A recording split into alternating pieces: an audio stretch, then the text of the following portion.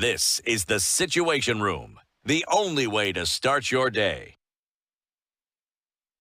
Good morning, Angel. Good morning, Drew. Karibu sana. Asante sana. I'm happy to be in the home of the boldest newspaper. Well, thank you for being here. Casmo Makore is also here, ODM youth leader, and joins us as well. Good morning, Casmo. Morning, dude. It's Karibu. been a minute. It has. Very, very happy to be here. You're keeping well? I am. Fantastic. Yes. Thank you both for coming today. As we talk about these things, let's look into them in depth. But first of all, as you know, we go around the African continent. Every week we come into a different country and we come back with their proverbs. This week we've been in the kingdom of Eswatini. It's a good kingdom, that one. It is. Multiple proverbs. I'm sure. And other things. And other things. For now, there's a thing called watershed, so let's stay with the proverbs. A person whose heart is not content is like a snake which tries to swallow an elephant. A person whose heart is not content is like a snake which tries to swallow an elephant. We'll start with you, Angel. Drew, that reminds me of the Swahili version of it. Ile kupasuka msamba. You try to bite more than you can chew. Mm-hmm. And I think that when I look at my country, I am seeing exactly that. We are digging so deeply into the pockets of the people of Kenya. And very soon it's going to come and bite us back. And I think even there are pastors and there's a bishop who was preaching somewhere and he said that the ones who are stealing, they should not steal everything, because they should leave some for those who are coming next. Now, we've become a nation that is tolerant to corruption and embezzlement. And we are forgetting that, how much do you need to live in this world, to survive in this world, at the expense of others? When others have nothing and you have everything, what does it mean? What are you looking? We are still going to end up 6 feet under. I think we need to rethink our choices and stop being this snake that wants to swallow an elephant. Wow. Eswatini has spoken to you. Okay. Casmo? It's... to me, I can't belabor it. First of all, I think the proverb is self-explanatory. But if you just think about it on the surface level, a snake would still get its nourishment if it stuck to rodents. It would still end up with its digestive or biological processes if it took a rat. However, just like the human condition where we always want more and more and more, a snake could most definitely bite an elephant and kill it even, I could argue. However, it's wasteful to both, and we've seen this like when you see the pythons, we call them omiri in our language. It swallows a whole goat or whatever, and then it ends up dying as well. While it could have, it could be symbiotic, where it could have stuck in its lane, had enough of what it's required, and still, because if you try to swallow it all at once as well, that becomes chaotic. And to me, I think it could be looked at the surface level, but also could be looked at the personal level, where sometimes we spread ourselves too thin. But of course, because this is a national conversation, we see this in the permeation of rapid changes, in the undertakings in national undertakings that we might not have the capacity for, whether it's in government, taking on more too much too quickly, or it's in the citizenry as well, demanding for more without the accountability or the structures that are required to achieve it. Interesting. Very. I keep saying I think the human mind is fascinating because one thing can bring out so many, angles that we can all learn from. Right. So even as we get into this conversation and talking about taking on more than you can chew, it seems as though African nations this week took on a different agenda and said, okay, we're moving forward. I don't know which direction we're moving previously, but okay. It seems as though this week is when Africa now is moving forward. Finally. All right. And that happened because, the president of France made it very clear that he wanted to do this and decided that he was going to do that with Kenya as the co-pivot for this. The youth agenda came into play during these conversations, a pre-sideline and post-summit. What are your thoughts? Is Africa now moving forward now that this has been done and the youth have been brought into the conversation? Well, Ndu, when I look at the theatre which we have had in the past few days, looking at Macron and President William Ruto and their body language, I think William Ruto thought Trump was his role model, but he just found his icon in President Macron. I mean, the run with Eliud Kipchoge, how did that escape William Ruto? That is a perfect PR stunt that he didn't even think about. And when we look at the demeanor of Macron, even when he was speaking to the young people, you saw how he stood up to in a condescending manner, asking people to hush because someone was speaking.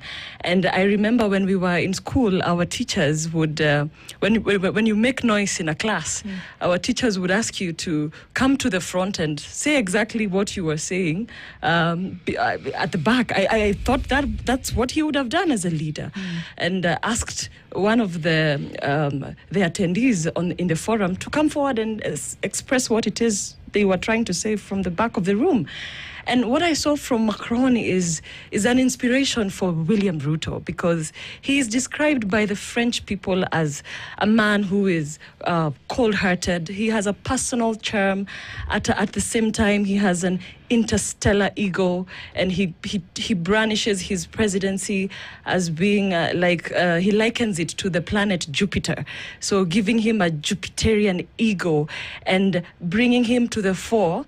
In the African continent, he believes in a top-down leadership. He takes little advice from his advisors, something we have seen before here at home, where we have William Ruto, who is only advised by Samoei, and in other occasions are advised by Ruto, in others by William. Sometimes they conflict. And that is his team or panel of advisors. And if these are the people who are coming to the young people of Kenya, this generation, an empowered generation, an educated generation, as I sit here, I can know real time what is going on in Nigeria. I can know in real time what is going on in Burkina Faso. I can know in real time what is going on in South Africa. We are a much more empowered generation. We are not in the era where we have to wait for newspapers in the morning to know what has been happening in the region. We are able to access information right from our fingertips. And I believe that the Kenyan government fears our mobile phones more than it fears missiles from Iran or elsewhere in any part of the world. And so looking at that forward summit, and like you rightfully said, you don't know which direction we were, whether we were in the wrong direction previously or which direction exactly we were facing. This is just a perfect platform to colonize the minds of the young people. Because the French and the West African relationship has been marred by a lot of geopolitical hypocrisy. You know, the French like talking about democracy, and in the backdrop, when you go to even some of these West African states, it's a sorry, sad state of affairs. When you're kept in constant wars, you have no time to develop your nation. And when we are in an era talking about peace and security, we are not talking about strengthening our military bases. These military bases are the same ones that are going to be used against young people like myself and Casmuel, I mean the former Casmuel, when we were fighting for the freedom and for the transparency and accountability of our nation. I think that this era is an era that requires more investment in energy, in education, in healthcare, not about military bases. And the West African states have seen how France has been using the narrative of countering terrorism, and that in their way gives them an avenue to penetrate into their states. That Macron says that the West African states should thank France, and these are the right people we are bringing into Kenya, a nation that we love so much, and we are working to build and cut off colonial ties, and we are welcoming them right at our doorstep. I mean, Casmuel's lookalike Tom Mboya, if he woke up today, he would be utterly disappointed by what William Ruto is doing to our country. Okay. Tom Mboya lookalike? I just picked that up. But that was fun. seems, I mean, from Angel's assertions, he's not very happy with this because it could have been an opportunity for something else. Was this a way forward? We look at Africa's youth, and if we just look at the last 5 or 4 years, Casmo, that there have been uprisings around nations, whether you look from EndSARS in Nigeria to Give Us Bread in Egypt to what happened in Sudan, if you want to look into Rwanda, Botswana, Namibia, South Africa, Kenya, Madagascar, led by the youth who have said, you know what, we're taking back our country in one way or another. Was this an opportunity to do that further with the relationship that has been renewed with France? First of all, I think we ought to look at it from a more balanced perspective, and I understand why Angel would wax lyrical. Again, as the chair of the Youth League of Jubilee, they need to reinvent themselves, and therefore any airtime that can be afforded them, I think she has to capitalize. It is perplexing that Angel just decided to look at the person of Macron and not the contents of the summit or resulting benefits or lack thereof. I expected her as an alumni of the University of Nairobi to highlight that 5.6 billion will be invested in the engineering wing to further stem and hopefully produce minds that will redeem this country. I expected that to be at the front, and this is what happens when you're blinded by negativity. Is we then fail to look at the issues with a fine-toothed comb. The thing that makes it, and that's amongst many other things, I think out of this summit, Kenya has benefited greatly in the sense that there's 127 billion that has been left here. I might have my reservations about France, and because we're looking at it as a youth perspective, there are deeper issues with this. But the reason why Kenya seems like an opportunity, and I'm thinking about this in a diplomatic sense, is we do not have previous relations with France. Mm-hmm. We certainly do not have colonial time with them. But if we are to extend the same for the goose, it must be the same for the gander. Mm-hmm. It cannot be that, for example, we will cozy up to Britain, we will cozy up to America, and then pretend that when good things are happening to us from France, that this suddenly becomes bad. And I'm saying this fully cognizant of the fact that our generation also we have to step out of hypocrisy. We have to say that we will not work with the global north or with the Western powers, or we will find ways to meaningfully collaborate, and I use this word very carefully, for the betterment of our generation. I'm saying this knowing full well that we're the same people that you find people saying that down with American imperialism, for example. But Angel and I are alumni of the same program that is fully sponsored by the American government. So it cannot be that by day we chant down with American imperialism, and then by night we want to find whatever benefits exist there. And even in the furtherance, of course, I can see what people might be, the pushback might be against, is because we want to tour Paris, we want to all the luxuries and trappings of the French exceptionalism. But what people are pushing back against, of course, is the neo-colonialist aspect of it, mm-hmm. where we do not want to be enslaved, or we do not want an extractive or exploitative relationship. And that makes sense to you somehow? It does. Okay. I think it does, because we're allowed to want this. We're human. What I think the extraction, I disagree with as well. So if France were to come in here on an extractive thing, and I see some very valid points where, for example, there are troops that have been brought that are not subject to our judicial systems. I think that is questionable, even in terms of our foreign policy.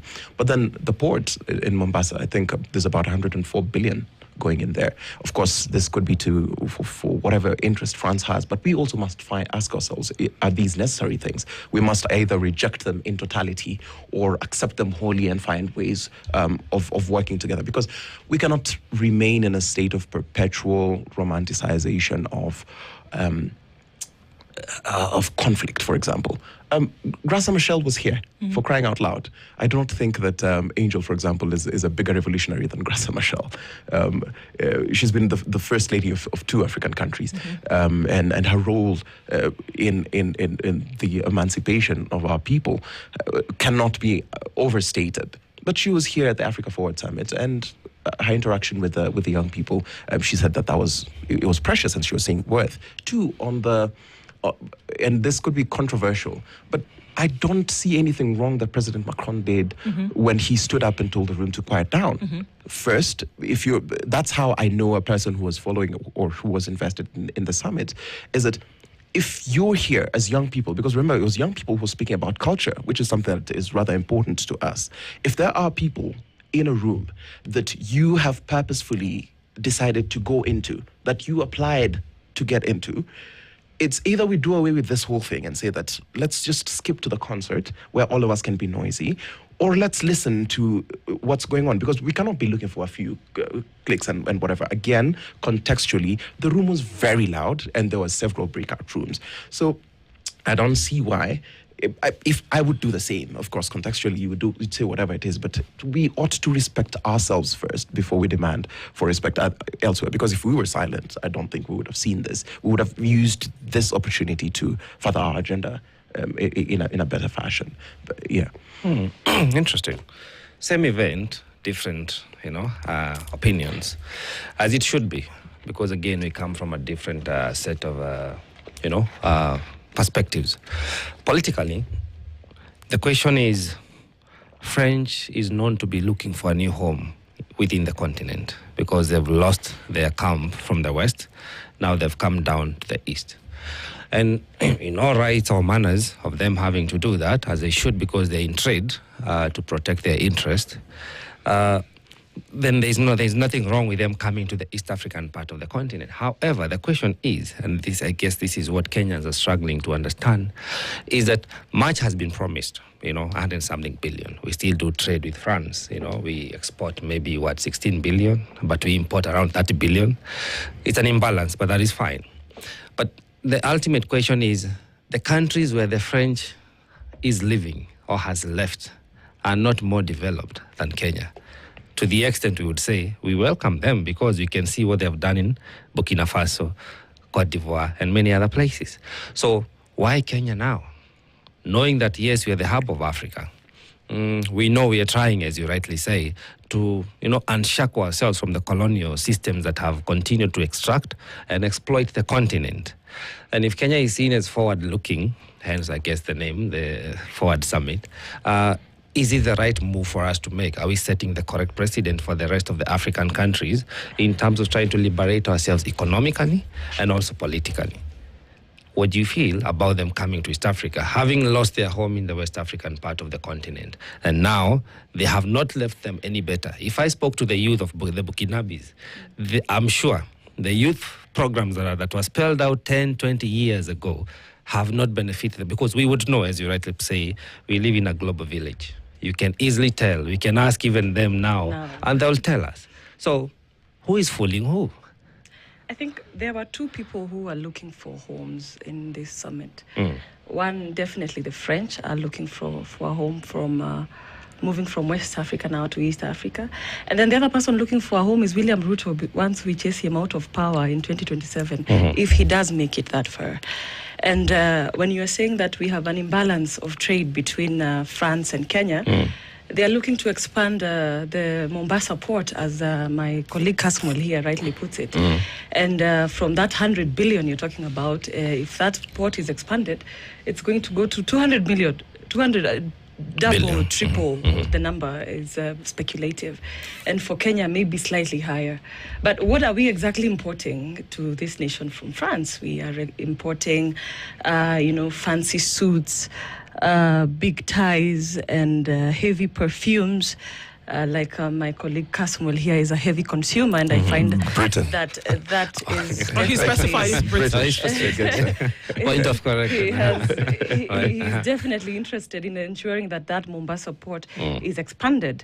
And when we look at the West African nations and their democratic ideals, and when Kasmuel talks about I should be excited that there'll be some billions going to expanding the engineering wing in the University of Nairobi, and the youth of Burkina Faso will tell me, Angel, hizo ni stories za jaba. We have not had progressive education in our nations from our partnership with the French.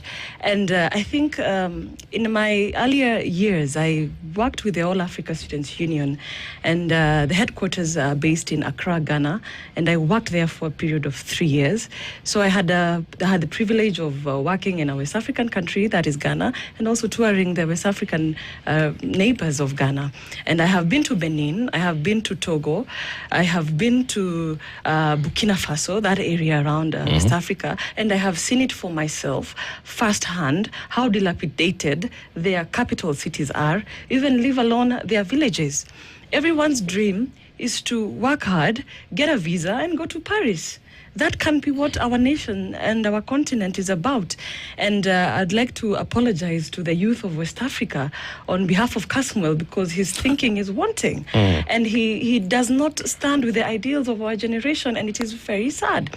When I talk to the West African youth, and they tell me that their reserves are still based in France, well, we are talking about the Central Bank of Kenya kind of model, but based in London. I mean, we would have to be working on a system that it can be based in London, Angel. That is based on our former colonial masters. That is exactly what is going on in West Africa. And the French think that they are becoming better, and they're saying that their reserves were 100% at some point. They went to 65 at some point. Now they're submitting 50% as we speak today, and that is the worst form of colonialism ever. And if I was, I didn't have the privilege of attending the summit in the University of Nairobi, but I would have been the first person to quiet down Macron and tell him to free West Africa. I think it's utterly brutal what they are doing to the West African nations, talking about countering terrorism. And in this age and decade, we know that when we talk about peace and security, big conferences across the continent and across the world, when you go into the issues about peace and security, they all boil down to the young people lacking opportunities, lack of employment, lack of spaces where they can freely express themselves. And when I'm sure when William Ruto saw Macron doing that, he was so excited to see him do that. And he admired him in totality, thinking how he can be him and even be better than him. So he should be celebrating. He has found a new home where he will reside in September 2027. Okay. Okay, sorry. Kasmuel, you look at it from a perspective that, yes, of course, commitments have been made, policies perhaps will be formulated from the summit that could be beneficial to Africa. But you're looking at the original scene, and that's why people seem to be agitated, that France as a country is known to have built its own economy on the backs and sweat and blood of Africa. That goes undisputed. But then you realize that what we're getting are breadcrumbs. And people are saying, yes, I think instead of coming to rescue the country called Kenya, let's build our African Union. So we can free ourselves progressively as a continent. We can do better. We don't need 100 billion. We have that in Kenya. If only we managed our economy better. If only we collaborated better with other regions, either from the global north or the Far East, we can still trade and do better. But the art of cooperation is where it's being said that at the end of every summit, because this is not the first one. We've had the Russia Kenyan, Indian Kenyan, now we had the French Kenyan, and many others are going to come. The point is that if we do not take home what is progressively beneficial, not just to the country, but also to the continent, we end up shortchanging now the youth, because the future and the present is the youth. We can talk about sponsoring one institution, but that does not change the fiber of the youthful non-economic enterprise that we are facing in the country. It actually does. Not significantly, because it has to be at the policy value level where we know when the current president is not in office, the next regime will still have progressive marks that will be able to say we are able to industrialize, we are able to manufacture. We still export raw materials to France. We should have done value addition, at least 1 more, 2, 3 levels before it goes out there. The same way we do not import essence, we import perfume, right? So you pay premium, and that is beneficial to them. That's the disquiet Kenyans are having. What's your take on that? Nobody owes us development. Correct. I don't subscribe to that ideology. But also, too, what's this Kenyan exceptionalism that why do we think of ourselves as better than the rest of the continent? Who says we're here to set an example? I mean, I'm proud of my country, but we're no better. We're no better than Nigeria, we're no better than South Africa, we're no better than any other nation. So I think we have, first of all, to disabuse ourselves of the idea that we are to set an example. All we're supposed to do is ensure that we develop ourselves as much as we can and improve the human conditions of our people and the people of our motherland, which is Africa. We are thinking of ourselves as special, because then we run into very interesting challenges where now... I'm lost for words, because then I ask myself, first of all, I say Kenya comes first. So I ask myself, how do these partnerships impact Kenya first? And then hopefully the other countries are going to think of that as well for their countries, and it's going to be better. And it's very interesting that my colleague Angel mentions countries like Ghana, mentions countries like Benin. Those countries were here. They were represented here. So on the one hand, you cannot pretend that you're fighting for them, and some of your facts are awfully wrong. While you wax lyrical, I think it would be better if we kept it factual. Ghana, first of all, was not under French colonialism. However, if you think about it, it's insulting to the people of Ghana to say that you're apologizing to them. They sent their vote, their collective vote was here. The people of Ghana were here. The people of Benin were here. The people of Liberia, the first country that gained independence, were here. The people of Senegal, President Faye was here. So I do not understand what these things of which we speak, that those are the democracies, those are the majorities of their democracies, and I think those ought to be respected. In terms of development, in terms of us advancing an agenda, it cannot be outsourced. We cannot look to France, we cannot look to London, we cannot look to Tokyo, we cannot look to New York or Washington for any of these things. Development of our people must be done by our people. And imperialism, there's all sorts of, very many forms perpetrated by Kenyans.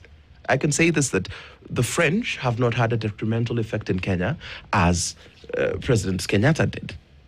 I dare say that the black man in Kenya has oppressed us more than the French man. It might not be true for other countries, but for the Kenyan context, we cannot look at France as an imperial power and think that France has had greater detrimental effects than Jomo Kenyatta, for example, had. You would think that because he was part of the movement, for example, that gave us the liberation, that he would declassify Mau Mau as an organization. So just to clarify, you're saying that because France did not have a colonial effect in Kenya, that it's possible that Kenya's people suffered greatly under a leader of its own origin, that there's no reason then why Kenya should not embrace France futurely, which is present. No. I'm not even speaking about us embracing. I'm just talking about us looking inward. Okay. Because most of the times, the argument that's easy to make is the outward one, is to just lamp France as a colonial power, and now... Which they are. Yes, which they are. And I do not deny this. Nobody who has a brain denies this. But and I'm saying this under the pretext that we did not suffer from that. Okay. There are countries that were colonized by France that were here. So you want to tell me that suddenly you want to wail more than the bereaved?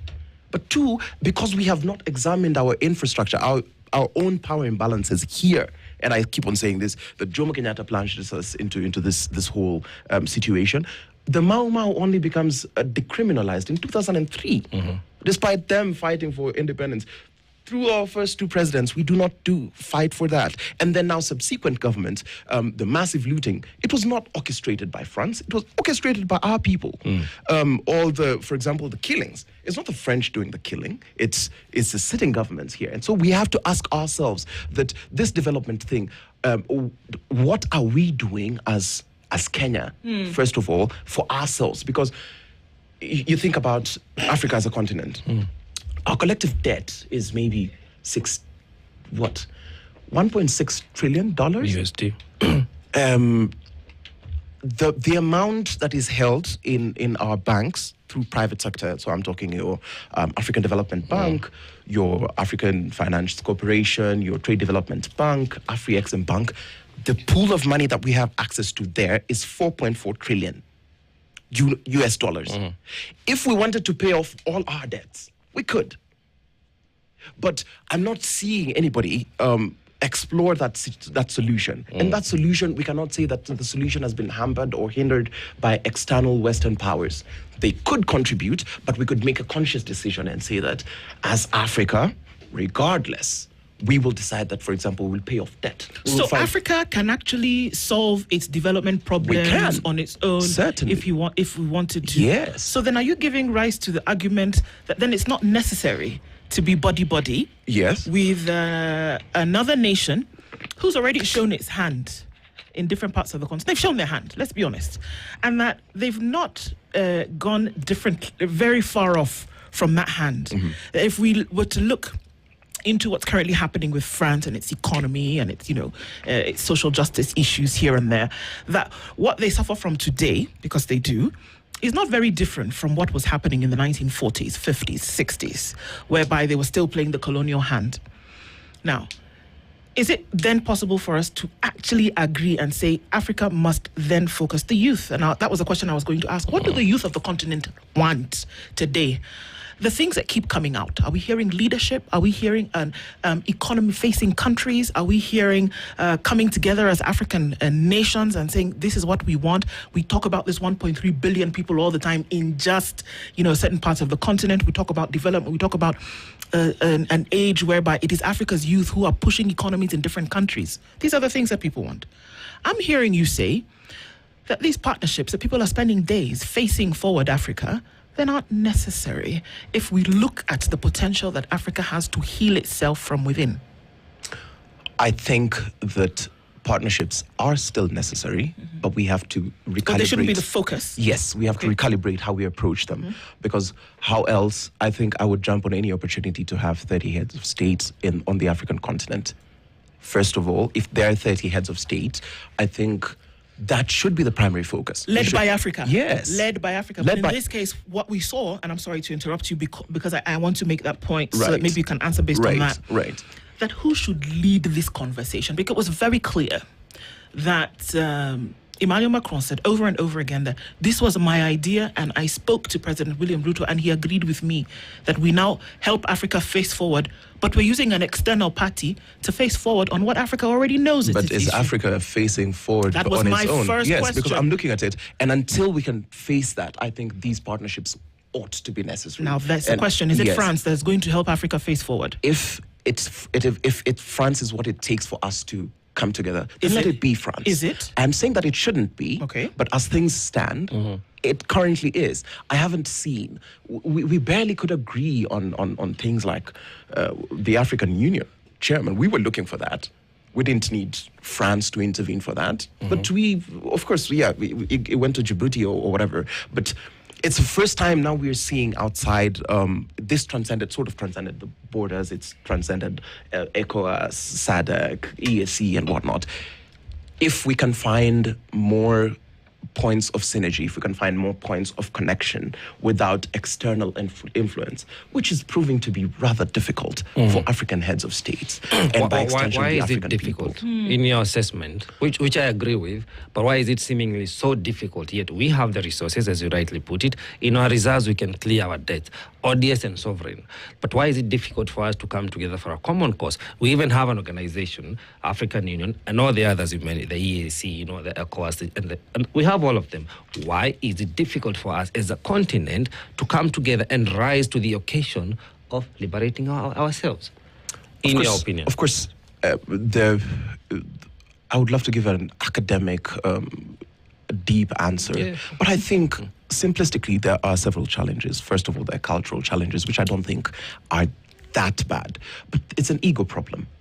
In the modern day, we all have an ego problem. We usually say that there was Western interference, so that's why, for example, when Gaddafi was killed, there was. Yes, there was. I do not deny this. Yeah. There was, and actually, part of the things, and I know this is outside the conversation. That's one of the biggest problems I have with an Obama presidency, for example, and that's why, for example, I would favor Trump's presidency over Obama's presidency, which is a totally different conversation. Yes. In the sense that, what were they doing bombing Libya 8 months after? There was so much war here, and that's a totally different conversation. If the idea was as romantic as we said it was, the elimination of one leader should have hastened the realization of that dream. Yep. Then it means that we're participating in some sort of chicanery, in the sense that we claim that we want a united Africa, but despite being given all the reasons to have a united Africa, it still remains to be one of the most difficult things to do. And it seems as though Caswell is saying that, and if France is going to come and lead the way, then why not? Not come and lead the way, come and facilitate us coming together, because it cannot lead the way because we have our sovereignty, for example. It's very hard for you, for example, to come to Kenya and colonize us, at least not now. You could have economic sanctions, you could have whatever, of course, which is also a form of that. But I don't think if we decide as African countries to just do what is do what is right by our people and by our continent. Maybe a different facing question. A different front, Angel. Could it be that Macron found it easier to work with President Ruto because he has portrayed himself to be, earlier on here, people have started calling him the puppet of the West. You look at how he has managed our international relations with Sudan, his pronouncements on Congo. They've always been off the majority of the African position. And when he's out there, he's trying to position himself as the speaker, in quotes, of the African continent. So he's more malleable, likable, usable by them, unlike people who will be seen as antagonists of the West or the former colonies of the African continent. Could there be a possibility that the alliance is based perhaps on their shared ideology, which is still very colonial in my opinion, and that President Ruto has not come out as very progressive in terms of the modern times you're living in, despite the historical injustices Caswell mentions, which I agree with. We are in a modern era. We have a new constitution that we gave birth to as a country. But President Ruto was not even able to defend that the other day when he went to Tanzania, and the Tanzanian president was saying you should deal with people like you, because both of you are still in a revolution. The former Caswell, not this one. The former Caswell and yourself were casualties or victims of what President Suluhu was talking about. And I think the only thing President Ruto needed to do was to say, in Kenya, we have a constitution that provides certain rights for people to agitate, and we have a democracy that is totally different. He could not defend that. Could that be one of the reasons where he's been found more likable, more usable, and easily be used to penetrate the rest of Africa? Because even in business, Kenya is the hub of Africa. Yes. You plug in well, you're able to penetrate the rest of the continent. Yes, I think that your quote for next week should be a Swahili one saying, akili ni nywele, kila mtu ana zake. Right. But wakisikiza Caswell, najua wanapigwa na butwa. I understand, but it's not lost on me that Angel has relaxed her hair. It shows that akili yake nayo is inspired by things that are not hers. But let's not... the foreign. Yeah. Okay. Like the French. We know my foreign. It's a job. Yeah, it's as natural as it comes. It's mine. So, and let's not misinform our audience. Caswell, Liberia was not the first country to gain independence in Africa. Africa. It was Ghana in Oldest, 1957. I'm saying. It has never been colonized. Okay. It was a Yes. state. It was a free state. It was a free state. I think, let's not misadvise our audience. And coming to what you're painting a picture of William Ruto, I just highlighted who Macron is analyzed by psychologists from across the world. Someone with an interstellar ego, someone who takes very little advice, someone who admires planet Jupiter, and he thinks that he is planet Jupiter and all other planets should be dwarfed around him. That's the personality of Macron. And the people of the French describe the French government as lazy and greedy. So even when we're talking about the French people are totally distanced from this conversation and this engagement. So as we describe the people of Kenya and the government of Kenya, two different people. And when you hear terms like G to G, that is where the scam is. When you hear things like B to B, when you hear PPP, hiyo unajua deal imeivana. Hiyo deal imeivana. Nairobians wanasemanga hiyo ni kipindirei, deal iko fresh. Because when William Ruto looks at Kenya, we do not have minerals, we don't have gold and oil. We are not heavy. Inform yourself on the country. As a country like Ghana, and at such deposits. And when William Ruto looks at wealthy people from West African nations, there's a very huge problem in West Africa where the rich and the poor, the gap is like 1 kilometer, 100 kilometers, like Kisumu and Mombasa. There is no middle class as you would have it here in Kenya, where former President Mwai Kibaki tried as much as possible to level out our society and give birth to the middle class. That is not present in West African countries. Renting a home in a West African country is difficult. You need to pay a lease of 1 year up front. You can imagine what that does to the young people of West African nations. You have to live with your parents typically until you get married or until you can raise 1 year worth of rent. And that is for a basic accommodation. For accommodation that is good and quality in a reasonable area in the city where you can have access to opportunities, you have to pay as much as 2 years of upfront rent. Same rate as what we have here in Kenya. And here in Kenya, it's easier because you can do monthly payments. As you make your money, you go. So in West Africa, it is characterized by heavy, rich versus poor people in West African nations. And so when William Ruto looks at those nations and the wealthy people around there, he thinks to himself that the best thing I can have is land. So what do? I introduce something called PPP, public-private partnerships. But the P in private is Ruto. It is now an RPP, and I hope Kenyans are very clear and understand that PPP is no longer the private public. It's Ruto public partnerships. Well, it's not the first time that PPPs are being used in Kenya, Angel. I mean, they've been a method for this development for a very long time. For this regime, it is quite different. And when you're talking about previous regimes that have had partnerships, we have had UK summit, we have had US summit, but this regime has turned the private to Ruto.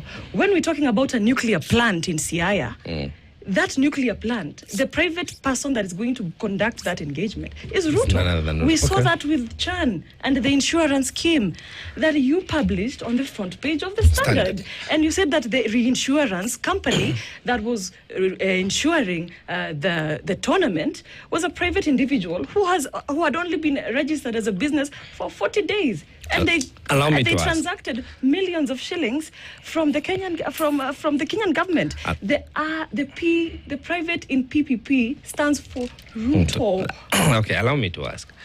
Both of you, at one point, agreed on the change of regime. Yeah, that was a Paul. Now we have Saul.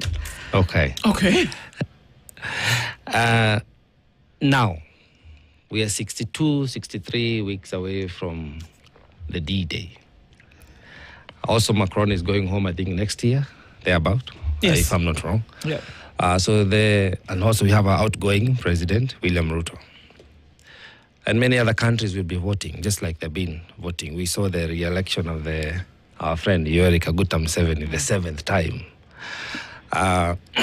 The question is, the youth of Africa, because Africa is our home. We just reside in Kenya. That's how I put it.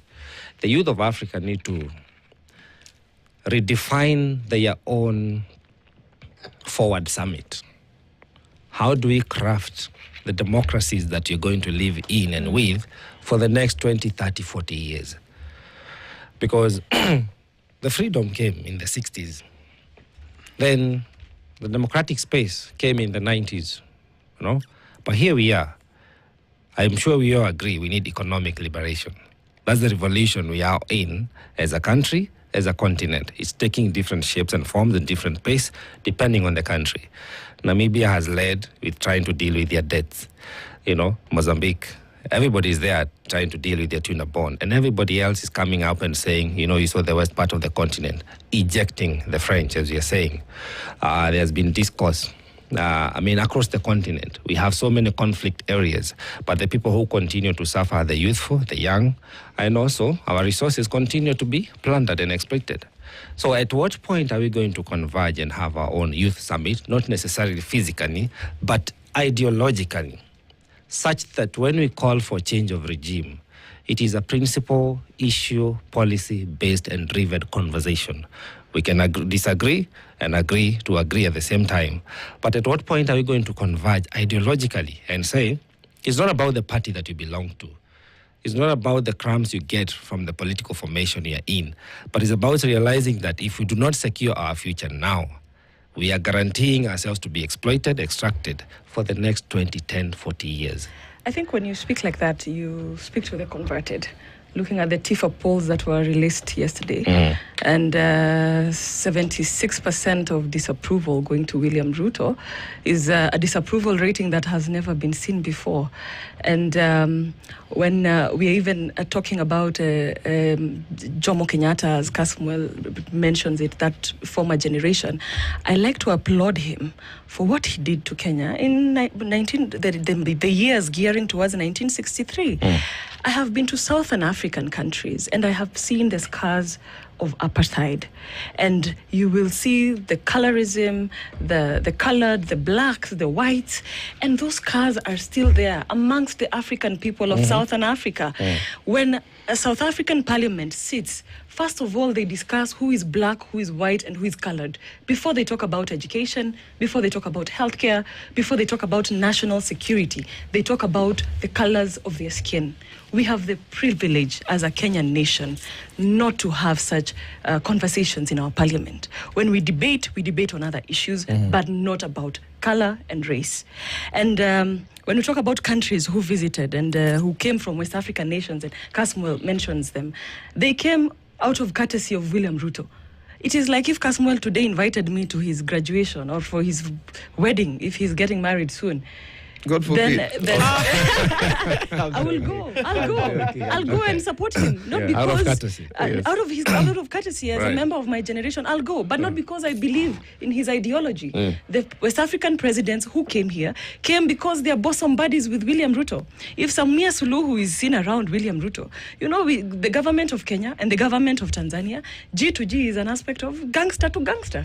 And when we see William Ruto surrounded by other countries like France, hold on, my brother. When we see William Ruto being surrounded by any country like France, that one is just another gangster being recruited to his fold. In the interest of time. So, as I conclude, our generation is convinced that we are at the wrong place and at the wrong time. All we want is honesty. Let's just be honest. If PPP is Ruto public-private, let's just let it be clear. Okay. That's why we are offering ourselves to leadership. I desire to be in the next parliament as a woman rep for Kiambu County, and I will deliver the representation that is needed and that is lacking in 2026. All the best.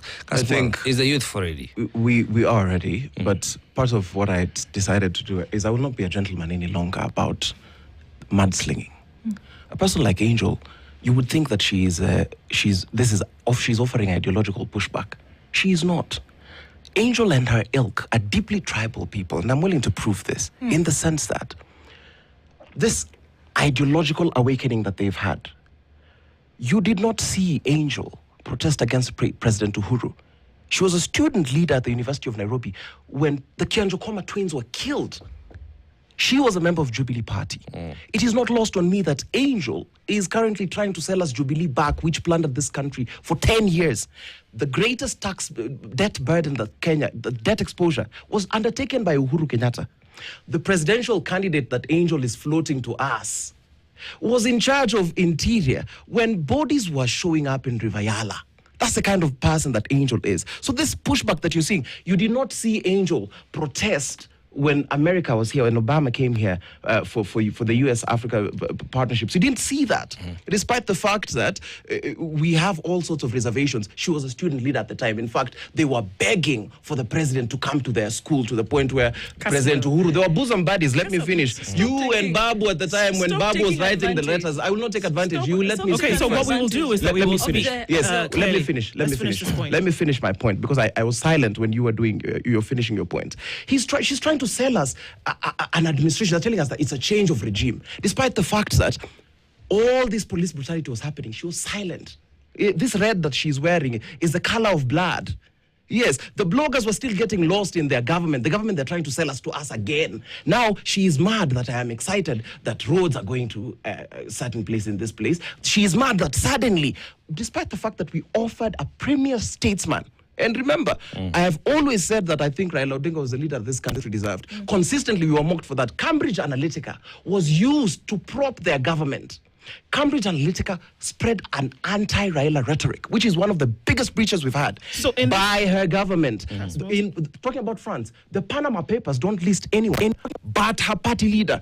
And I need to remind Angel that you could be an angel of darkness. You could be called Angel, but she's not being truthful. Okay. So she wants to call me Saul or Paul or say the former Casmel or whatever. She must be an honest person, because we will always... Yes, you do. But what we're going to do is that we will answer the question at this point, because if we're looking at what the youth, and our time is actually blown, so we'll take maybe 20 seconds to get to the point.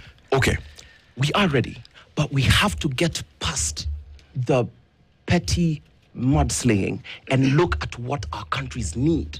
We have to ask ourselves, ideologically, are there opportunities for us to collaborate with international partners? It could be cross-border, it could be in Africa, it could be outside the continent. But this will not be held on the backdrop and on our personal vendetta against other individuals. If we go on that route, we'll still find ourselves in these positions. We must ask ourselves, what can we do to put Kenya first, to put Africa first? And that's the only way we can move forward. As you land, Anjo, then a take-home question for you. Because you're accused of trying to sneak back a former regime. You're accused of wanting to sustain a regime that people do not want. Might both of you be in the wrong political formations? I think that when we say that asking for transparency and speaking on behalf or voicing out the issues of my generation is about pettiness, I think that is the lowest that we can sink. And Casmuel, it is very shaming. And I would like to ask you that now that we are asking for transparency and accountability, when you are standing and in bed with the blood of Rex Masai and Albert Ojwang, people who are fighting for this nation, who you betrayed in your very own sense and spirit, I want to ask you, Casmuel, are you in your right frame of mind? But when you're eating corruption money from a drunk president who asks, Sasa munataka nifanye nini? Okay, so what we're going to do is that we will take control of this conversation. We'll allow you to do something on the sideline. Gentleman and lady, thank you very much. Show leadership. Be the leaders that you are. It's 2 minutes past 8 o'clock. Obviously, we're not going to be able to finish this in a sensible manner, but for us to have conversations about where we're actually going as an African continent, it's 2 minutes past 8. Castle Makorore, Angel Mbuthia, Asante Sana. Good morning. 8. This is the Situation Room, the only way to start your day. Titles are on the line. Rivalries